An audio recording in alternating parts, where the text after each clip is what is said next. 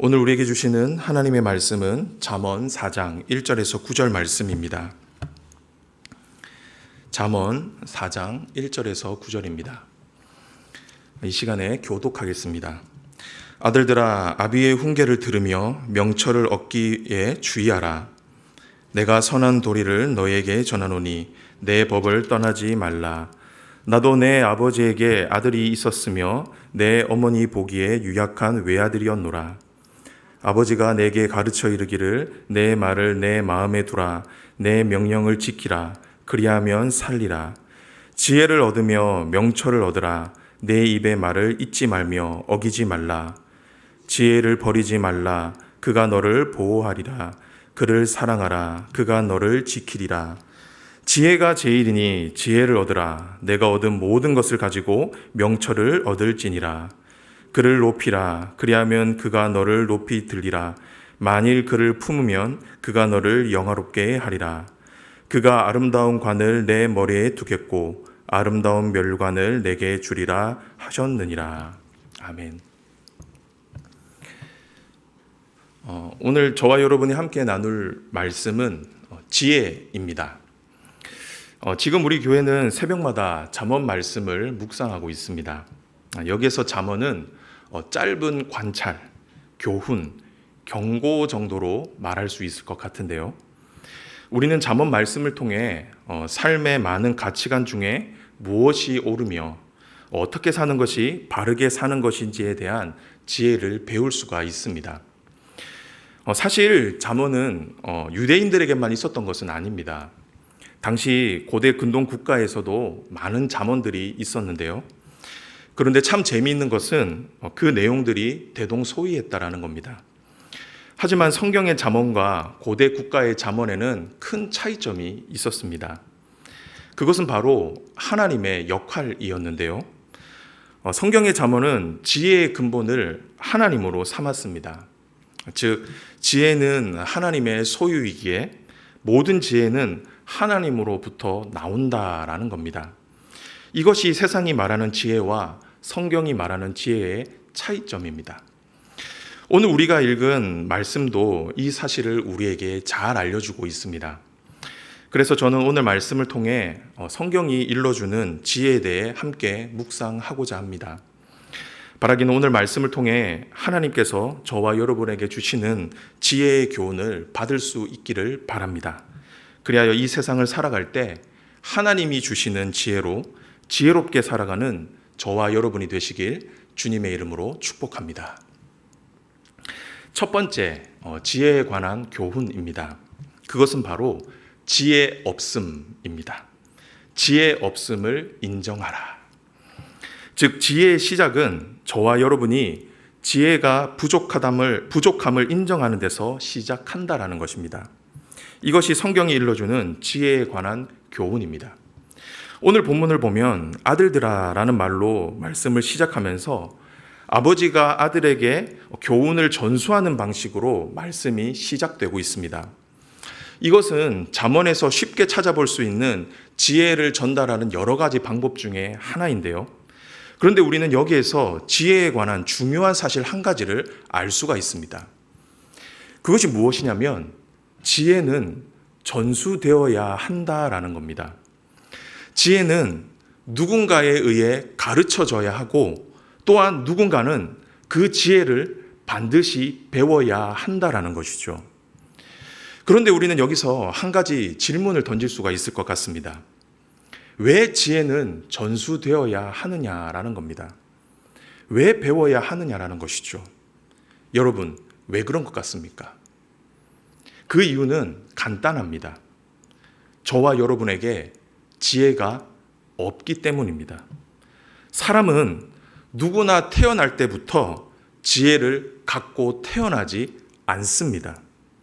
그렇기에 누군가가 가르쳐 주지 않으면, 그리고 누군가에게 배우지 않으면 결코 지혜를 소유할 수가 없다라는 겁니다.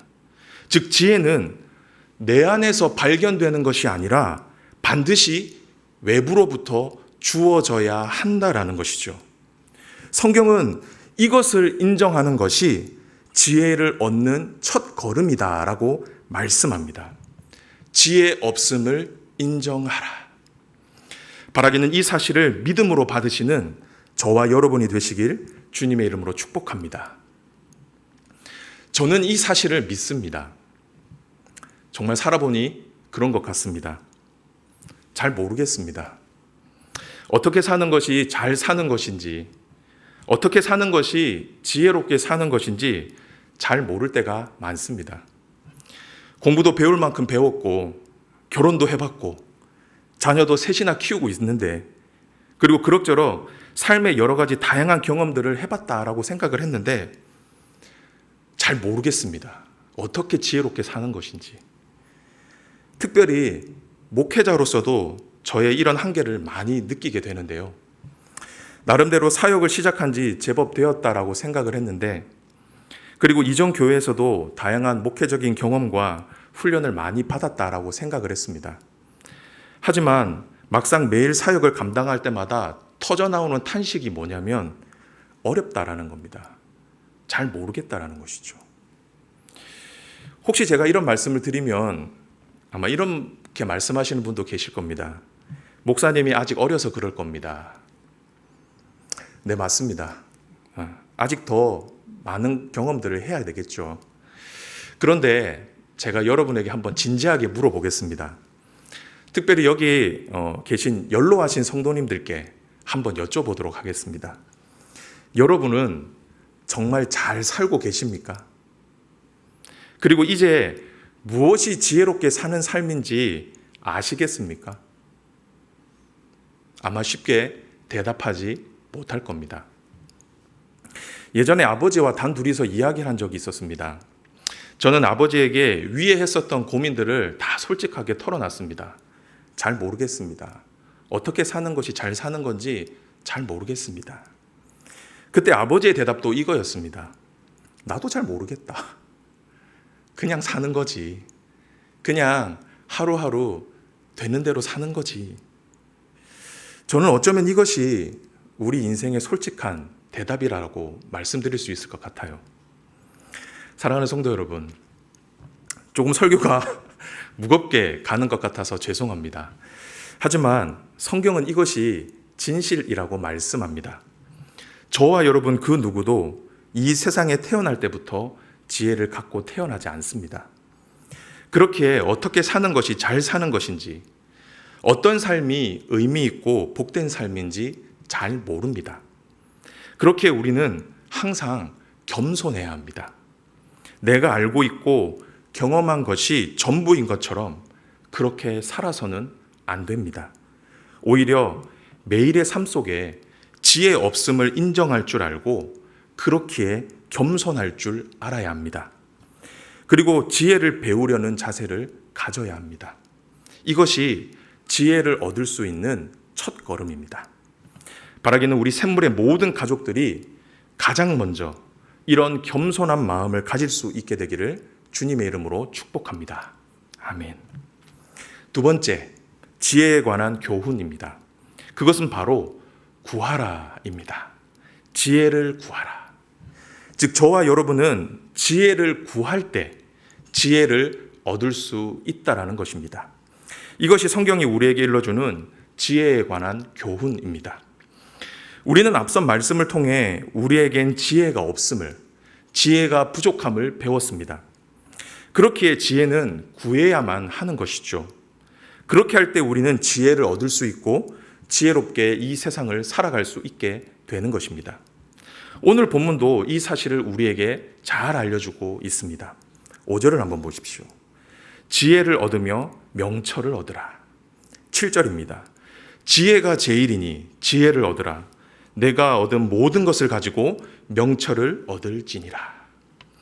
이처럼 성경은 지혜는 구하는 것이며 또한 그렇게 구해야 함을 말씀하죠. 자, 그렇다고 하면 저와 여러분은 지혜를 구해야 하는데 누구에게 지혜를 구해야 할까요? 누구에게 구해야 저와 여러분이 이 세상을 살아갈 지혜를 얻을 수 있겠습니까? 그것은 바로 지혜의 근본이신 하나님이십니다. 저와 여러분이 지혜를 얻기 위해서는 오직 단 한 분, 하나님께 구해야 하는 것입니다. 이것이 성경이 일러주는 지혜를 얻는 유일한 방법이라는 것입니다. 야고보서 1장 5절 말씀을 함께 읽어보도록 하겠습니다. 시작. 너희 중에 누구든지 지혜가 부족하거든 모든 사람에게 후히 주시고 꾸짖지 아니하시는 하나님께 구하라. 그리하면 주시리라. 성경은 누구든지 지혜가 부족하거든 구하라고 말씀하십니다. 그러면서 누구에게 구하라고 말씀하고 계십니까? 하나님께 구하라. 하나님께 구하라고 말씀하고 계시죠. 왜 그렇습니까? 하나님께서 지혜 그 자체이시기 때문입니다. 하나님께로부터 지혜가 흘러나오기 때문이죠. 그렇기에 하나님께 구하라고 말씀하고 있는 겁니다. 그런데 참 감사한 것이 여러분 무엇인지 아십니까? 하나님께서는 지혜를 구하는 자에게 주시겠다라고 약속하고 계십니다. 다시 한번 야고보서 1장 5절을 한번 보십시오. 하나님께 구하라. 그리하면 어떻게 하시겠다라고 말씀하고 계십니까? 그리하면 주시리라. 주시겠다라고 말씀하고 계시죠. 그것도 후히 주시고 꾸짖지 않으시겠다라고 말씀하고 계십니다. 이것은 바로 저와 여러분에게 주신 하나님의 약속입니다. 바라기는 이 사실을 믿음으로 받으시고 후히 주시고 꾸짖지 아니하시는 하나님께 지혜를 구할 줄 아는 저와 여러분이 되시길 주님의 이름으로 축복합니다. 그런데 오늘 말씀은 한 걸음 더 나아가서 저와 여러분이 지혜를 구할 때, 하나님께 지혜를 구할 때 어떤 자세와 태도로 구해야 하는지에 대해서도 구체적으로 말씀을 해주고 계시는데요. 성경은 어떻게 지혜를 구하라고 말씀하고 계십니까? 우리 한번 7절을 볼까요? 내가 얻은 모든 것을 가지고 명철을 얻을지니라. 무슨 말입니까? 지혜를 얻기 위해 어떻게 하라는 것이죠? 적극적으로 구해라라는 겁니다. 내 모든 것을 걸어라라는 것이죠. 내가 가진 모든 것을 걸고서라도 반드시 지혜를 구하라라는 것입니다. 이것이 성경이 일러주는 지혜를 얻는 방법입니다. 우리는 이런 적극적인 모습을 지혜의 왕 솔로몬을 통해서 살펴볼 수가 있습니다. 열왕기서를 보면 하나님께서는 꿈을 통해 솔로몬을 찾아가시죠. 그리고 이렇게 말씀하십니다. 내가 내게 무엇을 줄고 너는 구하라. 하나님의 말씀입니다. 여러분 한번 상상해 보십시오. 하나님이 여러분을 찾아오셨습니다. 그래서 구하라고 말씀하십니다. 여러분이 만약 솔로몬이라면 여러분은 무엇을 구하시겠습니까? 하나님께 무엇을 달라라고 말씀하시겠냐라는 겁니다. 얼마나 구할 게 많을까요? 그런데 솔로몬이 구한 것이 무엇이었습니까? 바로 지혜였습니다. 솔로몬은 하나님께 단 하나 지혜를 구합니다. 그런데 그때 솔로몬에게 하나님께서 무엇이라고 말씀하셨는지 한번 말씀을 보도록 하겠습니다. 열왕기상 3장 11절입니다. 다 함께 읽겠습니다. 시작. 자기를 위하여 장수하기를 구하지 아니하며 부도 구하지 아니하며 자기의 원수의 생명을 멸하기도 구하지 아니하고 오직 송사를 듣고 분별하는 지혜를 구하였으니. 하나님께서는 솔로몬이 장수, 부, 평안을 구하지 않고 지혜를 구했다라고 말씀합니다. 즉 솔로몬은 세상에서 기대하는 모든 좋은 것보다 지혜를 더 귀하고 값지게 여겼다라는 것이죠. 그렇기에 하나님께 지혜를 구했던 것입니다. 하나님은 이런 솔로몬의 태도를 칭찬하셨습니다. 그래서 그에게 어떻게 하셨습니까? 이 세상에서는 결코 얻을 수 없는 지혜뿐만이 아니라 그가 구하지 않았던 부귀와 영화까지도 함께 허락하셨던 것입니다. 성도 여러분, 이처럼 하나님께서는 우리가 하나님께 지혜 구하는 것을 기뻐하십니다. 그리고 구하는 자에게 풍성히 주십니다. 왜냐하면 지혜를 구한다라는 것은 곧 지혜의 근원 되시는 하나님을 구하는 행위이기 때문입니다. 즉 지혜를 구한다라는 것은 내 삶에 하나님을 초청하는 것이기 때문입니다. 그리고 하나님의 뜻에 순종하겠다라고 하는 결단이기 때문이죠. 그렇기에 하나님께서는 저와 여러분이 지혜 구하는 것을 기뻐하십니다. 그리고 그렇게 구할 때 반드시 주시는 것입니다. 그런데 우리의 모습은 어떻습니까? 저와 여러분은 생각보다 하나님께 지혜를 구하지 않습니다. 구하더라도 건성으로 구하는 경우가 상당히 많습니다.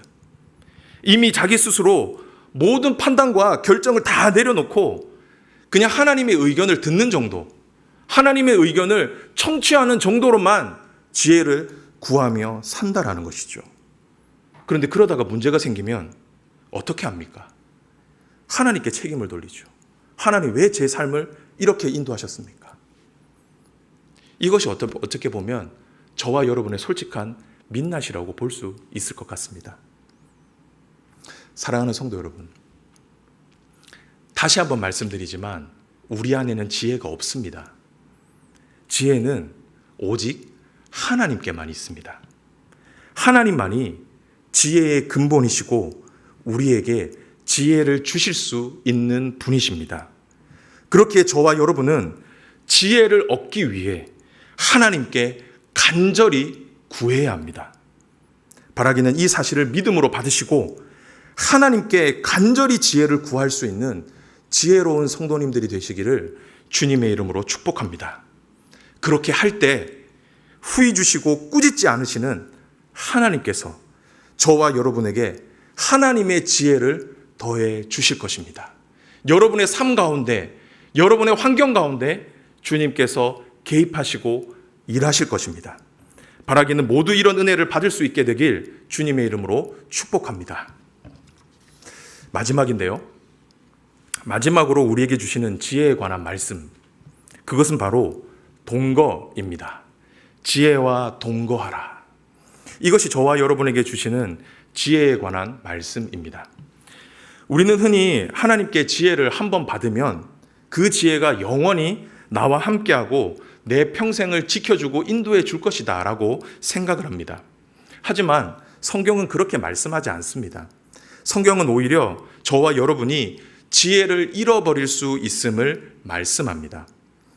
그런데 우리가 여기서 오해하면 안 되는 것이 하나 있습니다. 그것이 무엇이냐면 지혜가 우리를 스스로 떠나는 것은 아닙니다.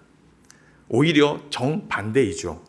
저와 여러분이 언제든지 지혜를 떠날 수 있다, 버릴 수 있다라는 겁니다. 이것이 성경의 가르침입니다. 우리는 이 사실을 또한 지혜의 왕 솔로몬을 통해서 배울 수가 있습니다. 솔로몬은 하나님께 지혜를 받아 이스라엘을 그 누구보다 지혜롭게 다스렸던 왕이었죠. 하지만 이런 솔로몬 왕도 말년에는 무너지게 되는데요. 그런데 그때가 언제부터였는지 여러분 아십니까? 지혜를, 하나님을 사랑하지 않을 때였습니다. 열왕기상 11장 1절과 2절 한번 보십시오. 솔로몬 왕이 바로의 딸 외에 이방의 많은 여인을 사랑하였으니, 2절입니다. 솔로몬이 그들을 사랑하였더라. 성경은 솔로몬 왕이 이방 여인들을 사랑했다라고 말씀합니다. 그런데 이 말 속에는 아주 무거운 의미가 하나 담겨 있습니다.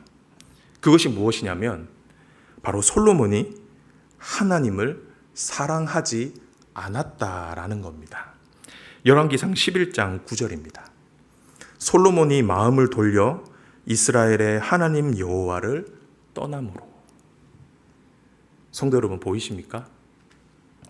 이 모습이 지혜자 솔로몬의 말로였습니다. 솔로몬은 하나님에 대한 처음 사랑을 잃어버렸습니다. 아니, 더 솔직히 말하면 버렸죠. 그런데 그렇게 되었을 때 어떻게 되었습니까? 지혜가 솔로몬을 떠나게 되었고 그로 인해 이스라엘이 타락하고 분열하는 결과를 맞이하게 됐던 겁니다. 사랑하는 성도 여러분, 이처럼 저와 여러분도 지혜를 떠날 수가 있습니다. 그렇기에 저와 여러분은 지혜를 잃어버려서는 안 됩니다. 오히려 지혜를 굳건히 지켜야 합니다. 그렇다고 하면 어떻게 지혜를 지킬 수 있을까요? 저와 여러분이 어떻게 하면 그 지혜를 붙들며 살 수 있을까요? 그 방법은 단 한 가지입니다. 그것은 바로 지혜와 동거하는 것입니다. 지혜를 사랑하는 것입니다. 이것이 성경이 일러주는 유일한 방법입니다. 다시 오늘 본문으로 돌아가도록 하겠습니다. 6절을 한번 보십시오. 지혜를 버리지 말라. 그를 사랑하라. 8절입니다. 그를 높이라. 만일 그를 품으면. 세 번역으로는 지혜를 가슴에 품어라 라는 뜻입니다. 여러분, 이 말씀들을 종합해 보면 어떤 이미지가 떠오르십니까? 버리지 말아라. 사랑하라. 높이라. 품으라. 여기에 나오는 모든 동사들은 전부 다 이성이나 부부의 사랑과 연관된 단어들입니다. 즉, 저와 여러분이 지혜를 지키고 유지할 수 있는 유일한 방법이 무엇이라는 것입니까? 지혜와 결혼하는 것입니다. 지혜이신 하나님을 열렬히 사랑하는 것, 지혜의 근본이신 하나님과 동거하는 것입니다. 이것이 성경이 일러주는 지혜를 지키는 방법입니다. 사랑하는 성도 여러분, 지혜가 부족하십니까? 그렇다고 한다면 지혜의 근본이신 하나님께 구하십시오. 그리고 매일의 삶을 지혜롭게 살고 싶으십니까? 그렇다고 하면 지혜의 근본이신 하나님과 결혼하십시오. 하나님과 동거하십시오. 다른 그 무엇보다 하나님과 먼저 상의하고 여러분을 향한 하나님의 말씀을 들어보십시오. 그리고 내가 하는 모든 일에 하나님과 함께 하십시오. 하나님과 보조를 맞춰 보시기를 바랍니다. 그리고 마지막으로 정말 중요한 것은 절대로 외도하지 마십시오. 이 세상의 말이, 이 세상의 지혜가 더 아름다워 보이고 이치에 맞아 보여도 그것에 여러분의 마음을 주지 마십시오. 한눈 팔지 마십시오. 그것이 당장에 내 삶을 도와줄 수 있고 위기를 모면해 줄 수 있다고 하여도 그것에 여러분의 마음을 빼앗기지 말라라는 겁니다. 왜냐하면 저와 여러분이 이 세상의 지혜를 붙잡는 순간 결국 하나님과의 관계가 깨어져 버리기 때문입니다. 하나님도 잡고 이 세상의 지혜도 결코 잡을 수가 없는 것입니다. 이 세상의 지혜를 붙잡는 순간 저와 여러분은 하나님과 멀어져 버리는 것입니다. 그리고 결국 그 지혜가 저와 여러분의 삶을 파멸로 인도하는 것이죠. 사랑하는 성도 여러분, 저와 여러분 모두 하나님을 끝까지 사랑할 수 있게 되기를 소망합니다. 그리고 그 하나님과 동거하시기를 바랍니다. 언제나 하나님과 동행하시며 하나님께 묻고 하나님의 뜻에 순종하시기를 바랍니다. 이것이 저와 여러분이 이 세상을 지혜롭게 살아갈 수 있는 유일한 방법입니다.